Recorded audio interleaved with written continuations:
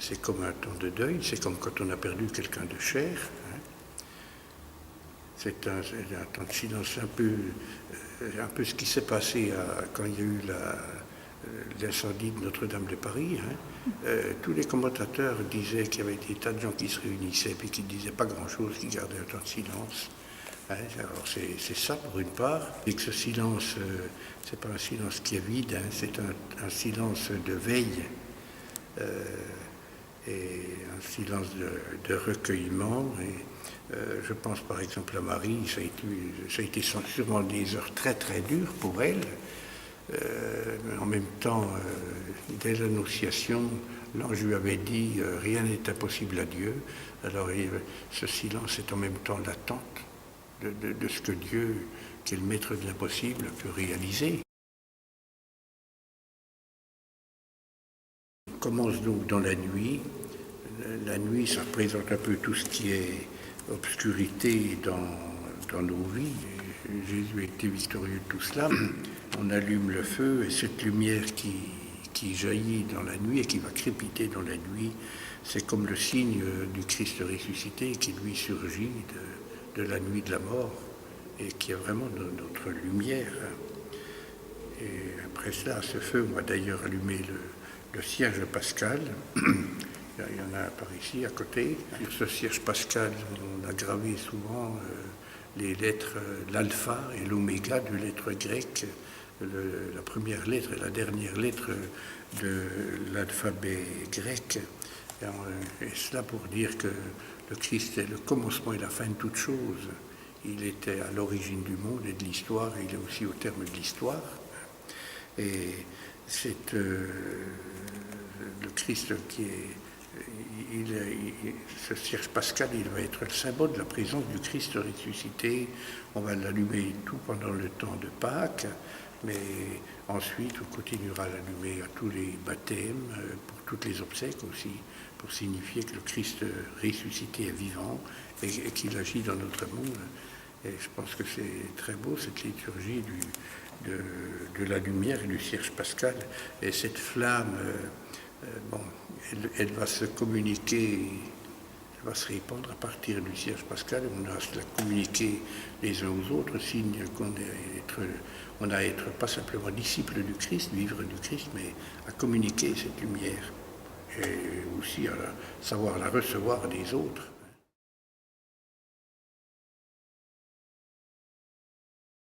Un nombre des plus belles pages de la Bible. Et c'est vrai que ces pages-là, en somme, racontent l'histoire de l'amour de Dieu pour son peuple et aussi par le fait pour chacun de nous. Parmi les plus belles pages de la Bible, celle que j'aimerais le mieux, moi, j'aime beaucoup le poème de la création, où il y a une sorte de description d'ailleurs de tout ce qui existe dans le monde, et d'une manière assez redondante. Et pour chaque jour, on dit à Dieu, oui, que cela était bon, que cela était bon. Dieu, oui, que cela était bon. Ça veut dire que finalement, tout ce qui est autour de nous, ça a son origine de Dieu. Au printemps, moi, je suis toujours émerveillé devant la vie qui jaillit de partout et sous toutes les formes. Et je pense que c'est bon de savoir admirer cela et savoir que tout ça est un cadeau de Dieu, et pas simplement la nature autour de nous, mais chaque être humain est une merveille. Les parents s'extasient devant leur enfant à la naissance, on le sait bien, mais ça vaut le coup de savoir admirer toute vie humaine, et puis en même temps de respecter toute vie humaine, et aussi de respecter la création, cette création que Dieu nous donne. Voilà. Mais après cela, il y a une autre lecture qui est obligatoire, c'est la lecture de l'Exode. L'Exode, c'est la sortie d'Égypte. Dieu libère son peuple de l'esclavage, et ça veut dire qu'il vient nous libérer aujourd'hui. On a tous besoin d'être libérés de tout ce qui abîme notre vie, de tout ce qui abîme notre monde. Dieu est un libérateur qui nous veut libres pour faire le bien, pour marcher vers le bien, quoi. Et alors le livre de l'Exode, c'est ça, c'est la signification que Dieu vient pour chacun de nous, pour nous libérer. Et il y a des fois, je vois des malades qui sont des grands malades et qui sont très très sereins, ben, je pense que c'est Dieu qui les libère de toute leur crainte, de toute leur peur. Voilà. On a besoin d'être libérés de nos peurs, d'être libérés de nos paresses, de nos routines. Hein.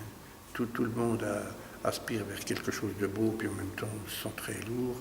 Et je pense qu'on a besoin de cette libération. Et parce que la liturgie pascale nous parle du Christ qui est ressuscité, mais c'est important de savoir que ce n'est pas simplement pour le monde, c'est en chacun de nous qu'il est vivant et qui vient créer un cœur neuf.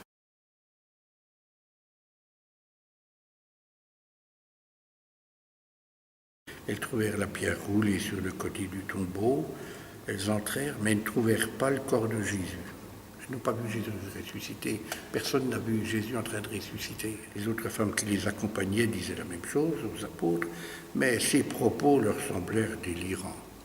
Et ils ne les croyaient pas. Le Christ ressuscité, bon, il s'est manifesté à travers quelques signes. Hein. Là, il y a eu ces deux anges, puis alors il y a ce signe du tombeau, oui, bon. Mais pour Pierre, ça n'a pas été évident. On a besoin de signes du Christ ressuscité. Souvent, ce n'est pas des signes éclatants, il n'y a pas de sonnerie de trompette, et ça ne se passe pas du tout comme les ouvertures des Jeux Olympiques ou comme l'inauguration, la mise en place d'un président de la République, par exemple. Hein. C'est des signes qui sont relativement discrets, mais qui ont été très très forts.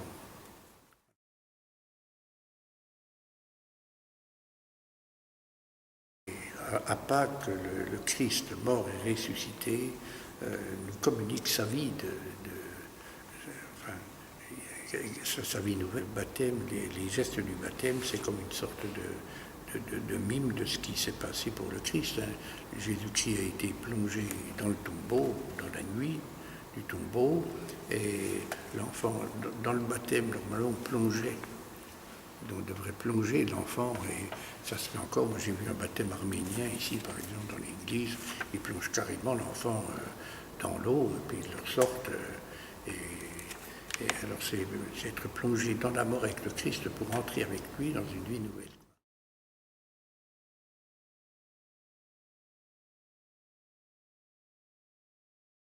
C'est engager notre avenir à nouveau à la suite du Christ. Et c'est être conscient que le Christ nous a donné cette vie, hein, qu'il éclaire toutes les situations heureuses ou malheureuses dans lesquelles on se trouve. Hein.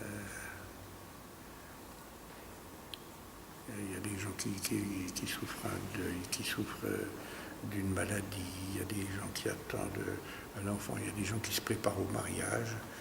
Que le Christ ressuscité vienne habiter tout cela. Hein. Et moi, j'avais célébré un sacrement de l'onction des malades, personne qui avait demandé à la recevoir un dimanche à la messe. Elle ne voulait pas trop attendre. Pour moi, ça avait été très impressionnant, parce que c'était une femme qui était venue très courageusement, elle se tenait bien, et en même temps, elle se savait gravement malade. Elle a été assez vite en soins palliatifs, c'est-à-dire qu'elle n'avait plus d'espoir de guérir. Les gens de sa famille qui venaient la voir, qui la plaignaient, qui avaient envie de pleurer auprès d'elle parce qu'ils la voyaient gravement malade. Puis elle disait non, mais le Seigneur est avec moi. Et ben, c'était assez impressionnant, mais tout ça, c'est la grâce du baptême et de l'onction des malades. Le baptême qui nous dit, c'est Jésus qui nous dit, je suis avec toi, quoi qu'il arrive.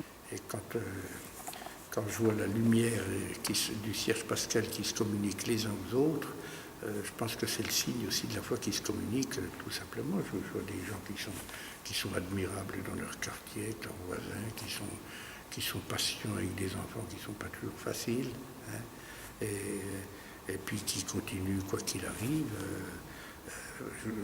Moi, je vois de très très beaux exemples de foi, et ça nourrit ma foi.